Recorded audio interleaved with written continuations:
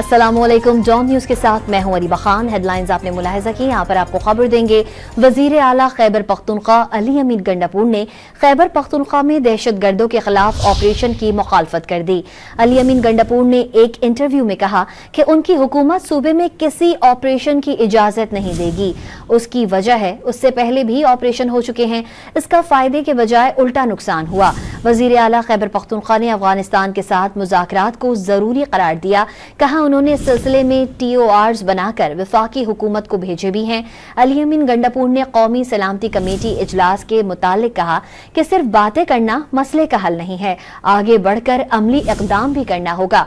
सिर्फ प्रेजेंटेशन और अलामिये से दहशतगर्दी खत्म होती तो अब तक हो चुकी होती। वजीर आला खैबर पख्तूनख्वा के मुताबिक अवाम का एतमाद गलत पॉलिसियों की वजह से उठा, अब नजर सानी करना होगी। जब तक बानी PTI जेल में है, सियासी इस्तेहकाम नहीं आ सकता।